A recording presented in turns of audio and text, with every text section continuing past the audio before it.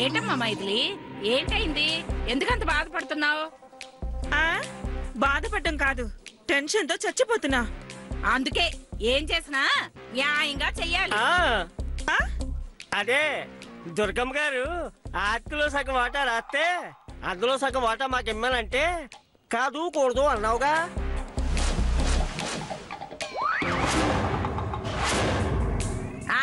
మిమ్మల్ని అది చేస్తా ఇది చేస్తా ఎలకల మందు పెట్టి చంపేస్తా అని అన్నావు కదా, అందుకే దేవుడిలాగా నీకు అన్యాయం చేశాడు. ఏంటి, ఛాన్స్ దొరికింది కదా అని ఈ రకంగా నాటకం మొదలు పెట్టారా?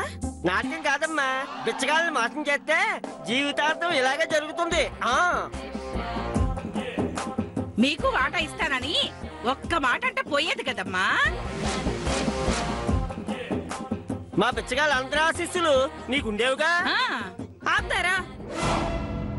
అసలే ఆ గోల్డెన్ బాబు ఎవరా అని, వాడు ఇక్కడికి ఎందుకు వచ్చాడా అని, వాడిని ఎలా వదిలించుకోవాలని నేను ఆలోచించేస్తుంటే మధ్యలో మీ గొడవేంటి? సరే, వాడెవడు ఎందుకు వచ్చాడన్న వివరాలు మనకు తెలియాలి కదా, వాడి నుంచి రాబట్టాలి, అంతే కదా. అప్పుడు వాళ్ళని బయటికి పంపించడం తేలికవుద్ది, అవునా?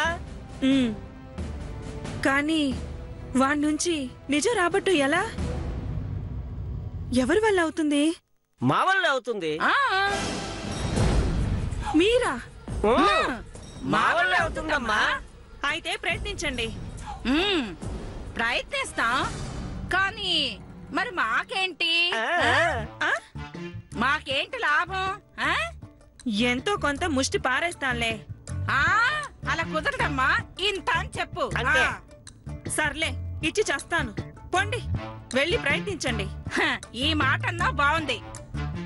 ఇక చూడు రే గోల్డెన్ బాబు, వస్తున్నావురా, వస్తున్నావు, పదరా పదరా.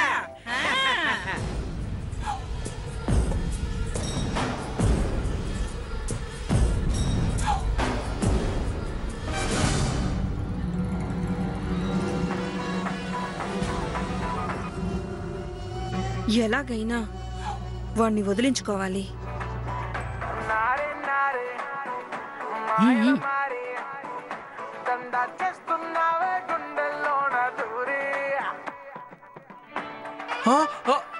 అరే, మాకీ పాటలు వింటుంటే మీరు ఇలా? ఒరే బాబు, పాటలు తర్వాత తీరిగ్గా వినొచ్చు, బతికుంటే బలసక్తిని బతకొచ్చు. అసలు ఇంతకీ ఎవడ్రా నువ్వు? నేను ఎవరు ఏంటి? నేను మీకి కొడుకుని కదా. ఒరేయ్, నువ్వు నా కొడుకు కాదురా. నువ్వు నా కొడుకు కూడా కాదురా. మీకి ఇద్దరికి ఇప్పుడు ఏమైనది? చాలా ఊరుకా, నిజం చెప్పా. ఏ ఊరురా నీది? ఏ పేర్రా? మీ అమ్మ నన్ను ఎవర్రా? రాజమండ్రి నుంచి వచ్చావా, చర్లపల్లి నుంచి వచ్చావా? చెప్పరా, చెప్పు. ये क्या है? రాజమండ్రి, చర్లపల్లి, ये सब क्या है? జైలురా, జైలు. ఇలాంటి వాళ్ళంతా అక్కడి నుంచి కదా వస్తారు. అచ్చా, ఎవరు ఎక్కడి నుంచి వచ్చేది మీకు బాగా తెలుసు.